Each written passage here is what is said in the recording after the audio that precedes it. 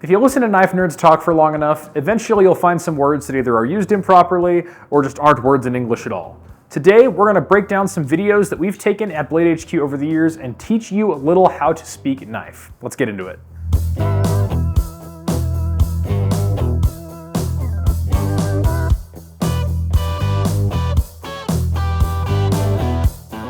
The first video we're going to take a look at comes from Blade Show West 2024, where we met up with Fitz, also known as Psycho on Instagram, to talk about his Hysteria balisongs. Hey, we found Fitz here at Vegas Forge. Hey, tell us about this Hyperion. Somebody said it's the best knife here.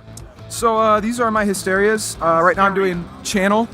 I hand make all my blades. Every blade shape's unique. So he starts out by saying that every knife he makes in this particular video is a channel, and that refers to a style of balisong handle. So a channel handle is like this guy. This isn't his knife, but it's the closest thing we had here in the Blade HQ storefront, where each handle is milled from one piece of material, in this case titanium. That is opposed to sandwich style, like this Lucha, that has little spacers and screws holding it together. So single piece handles as opposed to multi-piece handles. These are a lot harder to machine. Every single blade shape's completely shaped out by hand, freehand ground.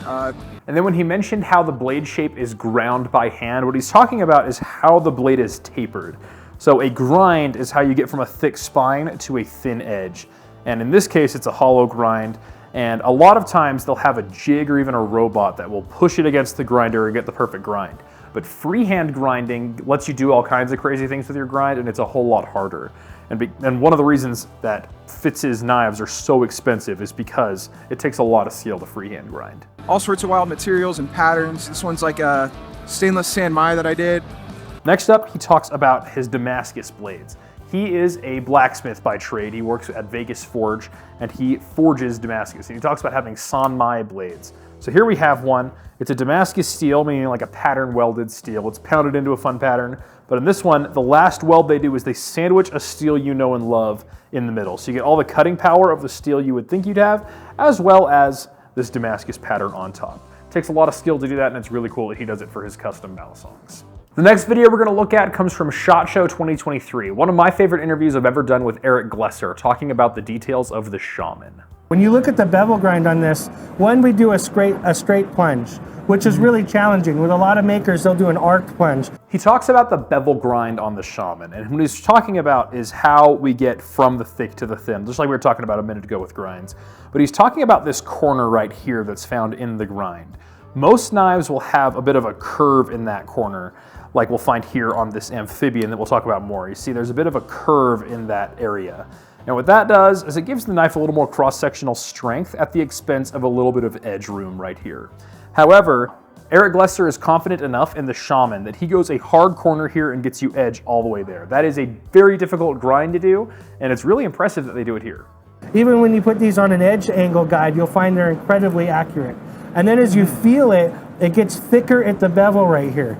We want that bevel to be a little bit stronger. If you're really working the Shaman and that tip, we don't want it just snapping off. When he talks about the grind taper, he is referring to how thick the grind is behind the edge all the way to the front of the blade. Now on the Shaman, he talks about how it gets a little bit thicker, and he invites us to take a caliper out. And as you can see here, we'll pinch down on it right behind the edge. And we have about 0.02. But if we come all the way up here to the tip, right behind the edge, we get about 0.35. So it's a bit thicker towards the tip. And what that gives you is a lot of tip strength. But the thing is you don't see the line anywhere in there. You can feel it ever so slightly with your finger.